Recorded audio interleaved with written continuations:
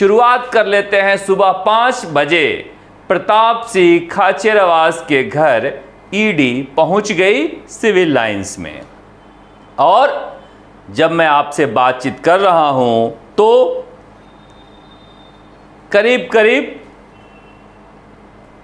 14 घंटे मान लीजिए आप, ईडी अभी भी प्रताप सिंह खाचरियावास के घर में है। ऐसा क्या खोज रही है या फिर ऐसा क्या मिल गया पता नहीं, मगर कहा गया कि पीएससीएल जो कंपनी चीट फंड कंपनी थी, जो ज़मीनों में निवेश करती थी और निवेशकों को दुगुना तिगुना करके पैसा देने की बात करती थी, उस पर्ल ग्रुप के इन्वेस्टमेंट को लेकर ये सर्च है ईडी की।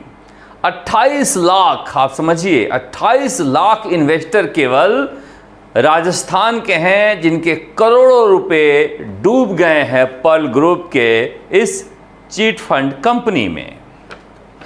प्रताप सिंह खाचरियावास ने कहा कि हमारा कोई लेना देना नहीं है और किसी भी चीट फंड कंपनी के लिए ईडी नहीं आई है, हमें कोई नोटिस नहीं दिया है। मगर उनके भाई करण सिंह गेट पर आए और उन्होंने हमसे बातचीत में कहा कि छोटा मोटा व्यवसाय मेरा है। मैंने पूछा कौन सा व्यवसाय है, तो उन्होंने कहा ज़मीनों का। फिर हमने कहा कि क्या कर रही है ईडी, तो उन्होंने कहा कि हमसे पूछताछ कर रही है, पूछताछ हो जाने के बाद मैं पूरा बताऊंगा। और हमने पूछा नोटिस दिया था, तो उन्होंने कहा हाँ नोटिस दिया था, आज ही नोटिस दिया था, पहले भी इस मामले में कार्रवाई हो चुकी है, वो ख़त्म हो गई थी, फिर क्यों आई है। मगर कहा जा रहा है कि कोई पुराना दोस्त है, उस दोस्त ने कोई आग सुलगाई है, या फिर इसकी वजह जैसा कि सियासी है कि प्रताप सिंह खाचरियावास खुलकर खेलते हैं, खुलकर बोलते हैं। मगर ईडी 14 घंटे तक क्या केवल पूछताछ कर रही है, खाना खा रही है, चाय पी रही है, अकाउंट्स की जांच कर रही है। किसी पत्रकार ने पूछा प्रताप सिंह खाचरियावास से कि 30 करोड़ का मामला है। प्रताप सिंह खाचरियावास हंसने लगे, बोले यार इतने पैसे कहाँ, तो मैं तुम्हें ही दे दूं। मगर ये जो पीएससीएल का मामला है, ये पुराना मामला है, इससे लेकर पहले भी एक बार पूछताछ हो चुकी है। और जो उनके भाई हैं करण सिंह, उन्होंने कहा कि पीएससीएल एक प्रतिष्ठित कंपनी थी और बीजेपी सरकार के दौरान ही सारा कामकाज उसका हुआ है, तो इसमें बुरा क्या है, उस समय बीजेपी क्या कर रही थी। कहा जाता है कि पीएससीएल ग्रुप से प्रताप सिंह खाचरियावास का परिवार जुड़ा था और उस लेन देन को लेकर पूछताछ चल रही है। मगर कांग्रेस के कार्यकर्ता बड़ी संख्या में वहां पर प्रताप सिंह खाचरियावास के घर जुटे हुए थे।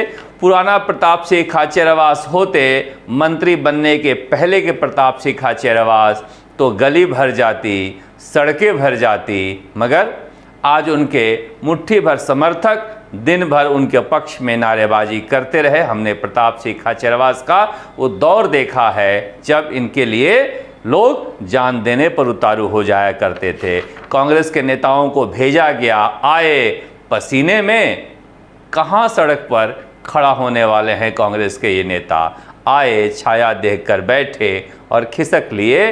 कांग्रेस की ये समस्या है कि चाहे जितना भी इनसे बुलवा लो, भाषण दिलवा लो, जैसे ही कहोगे सड़क पर उतरनी है, इनका कोई कामकाज आ जाता है, पतली गली से निकल जाते हैं। वो तो प्रताप सिंह की एक निजी फॉलोइंग है जिसकी वजह से वहाँ पर लोग अभी भी प्रताप सिंह खाचरियावास के नारे लगा रहे हैं। मगर नारों से क्या होता है, अगर कोई मसला है तो फिर उस मसले पर या तो ईडी की तरफ से सफाई आए या प्रताप सिंह खाचरियावास की तरफ से सफाई आए। पीएससीएल का मसला राजस्थान के इन्वेस्टरों के लिए इमोशनल है और प्रताप सिंह खाचरियावास के घर पर ईडी का सर्च कांग्रेस के नेताओं के लिए इमोशनल है। सचिन पायलट ने भी फ़ोन किया, प्रताप सिंह खाचरियावास को ट्वीट किया, अशोक गहलोत ने भी ट्वीट किया, वहाँ पर धर्मेंद्र राठौर, रघु शर्मा जैसे नेता भी पहुँचे। आर तिवारी जैसे जिला अध्यक्ष भी पहुँचे, गोविंद सिंह डोटासरा भी ट्वीट किए, मगर मसला जो है वो जांच का है और जांच जारी है। पता नहीं क्या निकलता है। प्रताप सिंह खाचरियावास तो कह रहे हैं कि अगर मुकाबले की नौबत आई तो हम मुकाबला करेंगे, पर कहानी धीरे धीरे खुलेगी। उस समय भी ईडी आई थी और पूरी कहानी खुल नहीं पाई थी।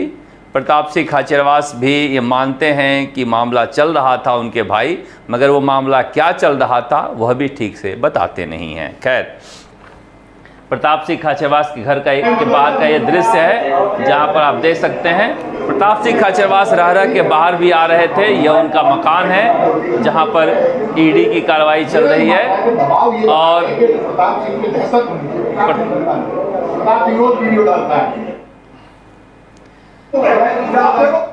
ये कुछ दृश्य है जहां पर आप देख सकते हैं कि प्रताप सिंह खाचरियावास के जो कार्यकर्ता हैं उन कार्यकर्ताओं को वो शांत करवा रहे हैं, बीच बीच में बाहर आकर और भाषण देते हैं फिर चले जाते हैं। ये सियासत है, अंदर से आप बुलाते हो, बाहर से मना करते हो, तो नेता ये सियासत करते हैं, इसमें कुछ बुरा नहीं है।